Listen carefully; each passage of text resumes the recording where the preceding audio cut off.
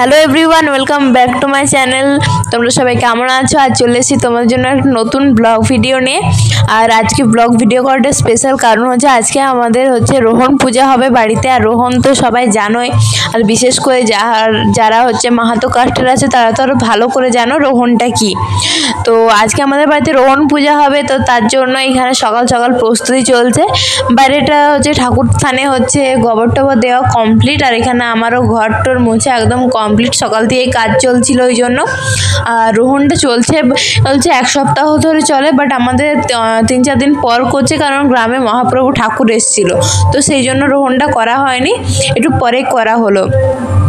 আর এবার রোহনে আমাদের বাড়িতে বলি দেওয়া হবে।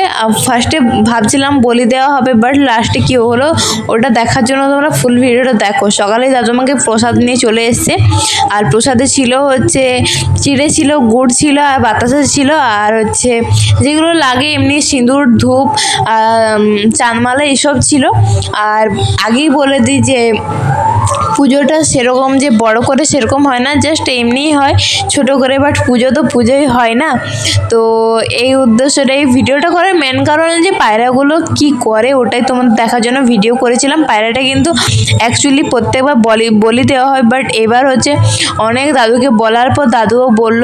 আর এখানে আমাদের এই শ্রীকৃষ্ণ ঠাকুরের যে মূর্তিটা, এটা কিন্তু পরে বসানো হয়েছে, আগে বসানো ছিল না। আগে যখন সবাই পুজো করতো, আগেকার আমাদের যে পূর্বপুরুষ ওরা কিন্তু এখানে বলি দিত, বাট আমাদের এখানে বলি দেওয়া সেরকম হয়নি এখনও অবধি। এটাই ফার্স্ট পায়রা বাচ্চা নিয়ে আসা হয়েছে, আর পায়রা বাচ্চা মামি বাপের বাড়ি থেকে নিয়ে এসছে, তোমরা তো জানোই। তো এখানে আমি শাঁখ বাজিয়ে দিচ্ছিলাম, আর দাদু পূজা করছিল। আর এই যে দাদু যেহেতু পুজো টুজো করে, এসব ব্যাপারে থাকে, দাদু এসব সব জিনিসই জানে, মন্ত্র সব। তো এখানে দাদুই আমাদের বাড়িতে যে পূজা হলো দাদুই করে। তো আমাদের এখানে পুজো হয়ে এসছে, তো তোমরা দেখতে থাকো পায়রাগুলো কি করে না করে।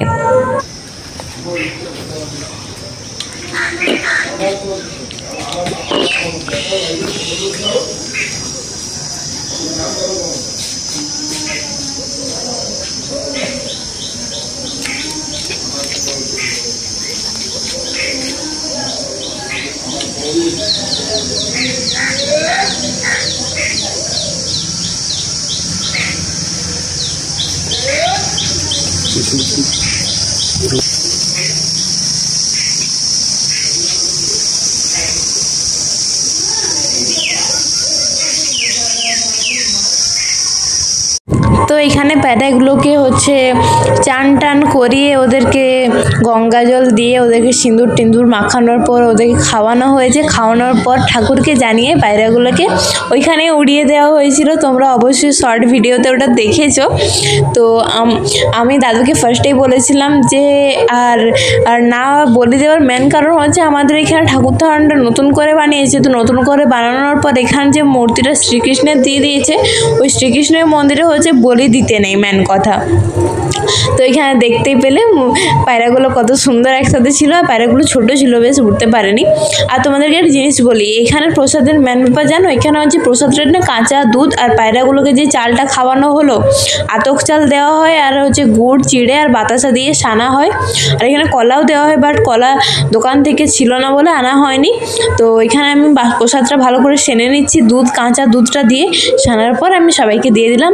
তো চলো আজকে আমাদের সবাইকে টাটা, সবাই খুব ভালো থেকো। আর এরকম ভিডিও দেখার জন্য অবশ্যই আমাকে কমেন্ট আর ফলো করতে ভুলো না।